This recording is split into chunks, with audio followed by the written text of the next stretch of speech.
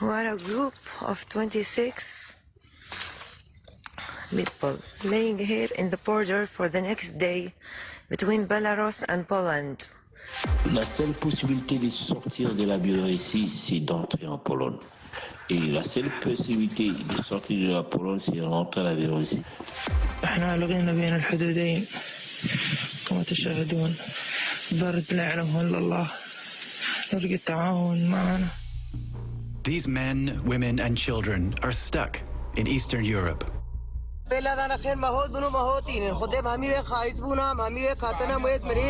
In the forest between Poland and Belarus.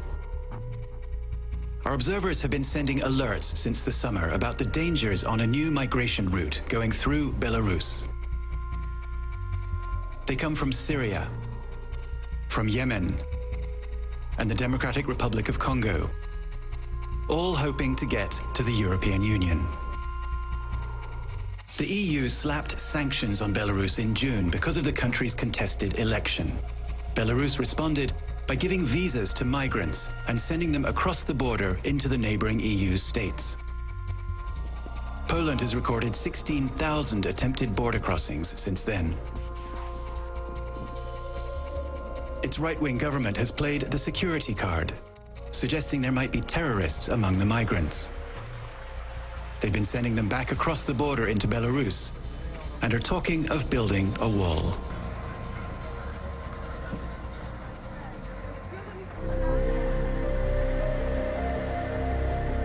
In the border region of Podlasia, activists from the Atsalania Foundation are in touch with migrants who are in the border zone.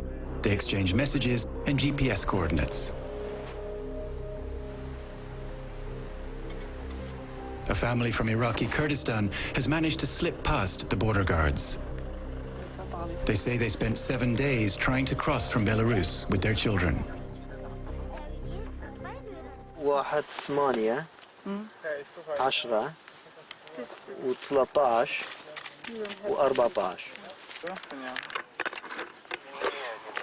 While one of the activists gives them food and hot drinks, her colleague Piotr explains that the family's only option to avoid being sent back is to claim asylum. Right now they give the power of attorney to one of the person on the spot, and this person called border guard to ask them to come here and to assist them in the procedure of applying for international protection in Poland. International protection or asylum is reserved for people who are fleeing war or persecution. Applicants must intend to stay in Poland and are handed over to the border guards. They arrive 2 hours later.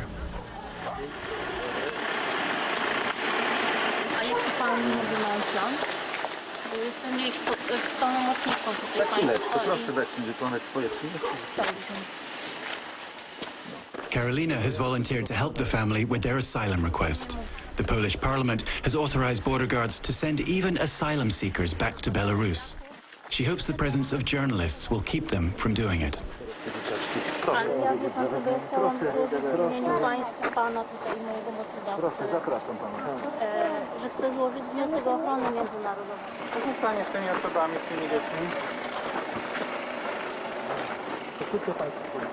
Pouvez nous expliquer ce qui se passe? They are taking them to Michał, To the border guards, and it's 50 minutes from here. Do widzenia.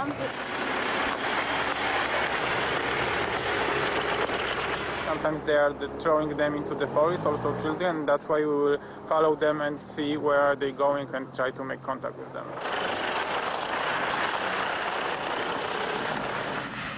The family have indeed been taken to the border guard post. The negotiations continue.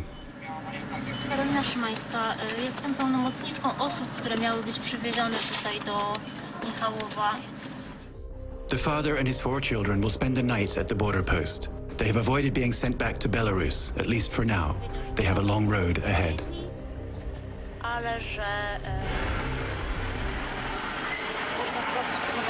This family was able to get help because they managed to get out of the 3-kilometer exclusion zone that's been imposed on the Polish side of the border. Only residents can enter the zone, not NGOs and not journalists.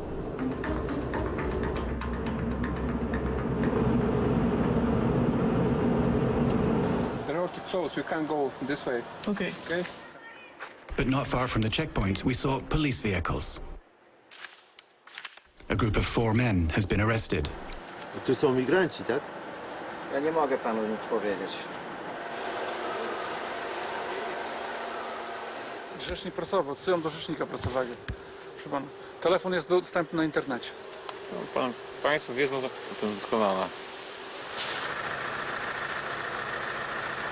Backup arrives. Then the border guards who take the men away. They are from Syria.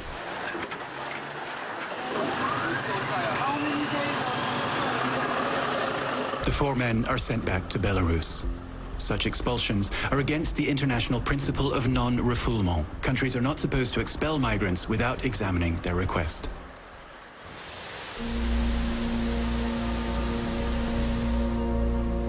All along the border, migrants find themselves cold and hungry, caught between border guards from Poland and from Belarus. But they have cell phones with WhatsApp. We're in touch with a man from Congo. "Hello, ma'am," he writes in broken French. "I have to get out. There's nothing to eat, nothing to drink. It's hell." Another migrant from Congo sends us videos and tells us what his group went through. We met some Polish soldiers. I told them I'm from Congo and I want to apply for asylum. They told me, "You're not going to do anything here." Then they took us away and sent us back to Belarus. Pologne. Oh, Belarus. We spent the first night outside with my children. We made a fire because it was very cold and very dark. There was no light. Nelson told us it was like being in a game of ping pong between the 2 countries. Because Belarus refuses to take in migrants who have already crossed into Europe. Since September, at least 7 migrants have died in the forest from exhaustion and hypothermia.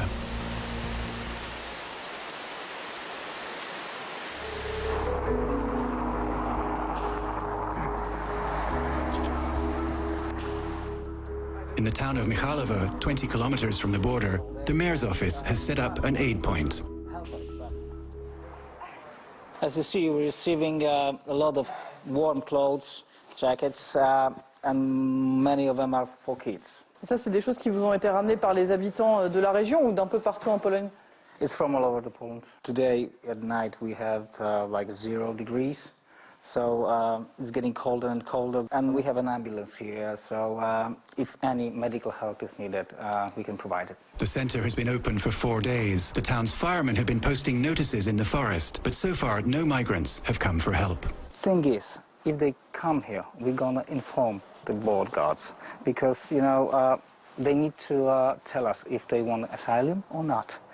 But before they meet them, at least give them food, give them clothes, whatever, you know. Under orders to report any migrants who come for help, the mayor's office says they will at least help them apply for asylum. Those that don't apply will get some food and some rest, but will most likely be sent back. I tak to działa i tak mówię, no wszystko to, co zostanie zebrane.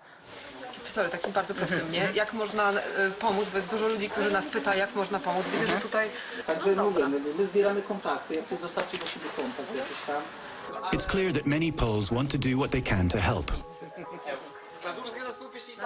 Myra drove 400 kilometers. On a des enfants dans la forêt, il fait froid, il pleut, c'est impossible. Qu'est-ce qui se passe ici? On ne peut pas laisser les gens comme ça dans la forêt. Myra's car is full of donated items. She's planning to distribute them among the NGOs who are doing what they can to get assistance to the migrants in the forest.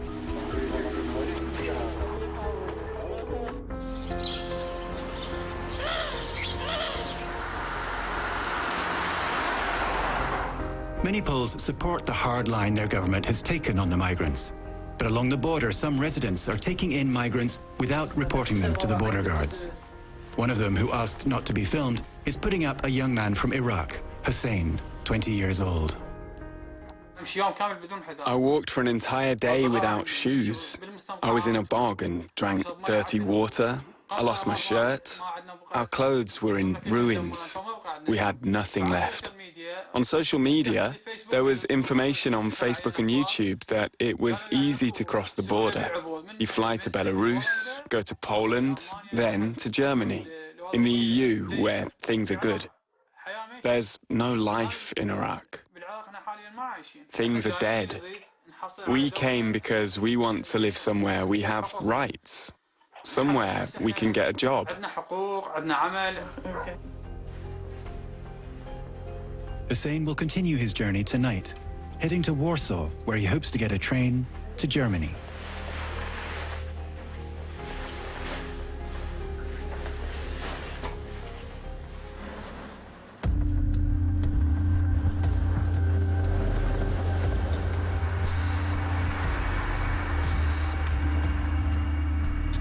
In Warsaw, at the Foreign Ministry, there's no doubt who's to blame for the crisis. Belarus's hardline president, Alexander Lukashenko. Maybe to better understand what's the aim of, what's the goal of Mr. Lukashenko is to provoke the crisis on the border and to provoke that very emotional discussion about this. I mean, it is an artificial crisis. Que va-t-il se passer si les migrants continuent de passer la frontière cet hiver? They are in a very delicate and dire and difficult situation, of course, if they spend nights and days in the forest. But I'm pretty sure that they knew the risk. You can look at this crisis from the humanitarian perspective, which you are trying to do, but we should look at this problem also from the other side. I mean, it is a matter of security of our country and of our community. In October, Poland and 11 other member states asked the EU to finance the construction of physical barriers along the Belarusian border to stop illegal crossings. The EU's Interior Commissioner said she had nothing against the proposal in principle, but didn't think the EU should pay for it.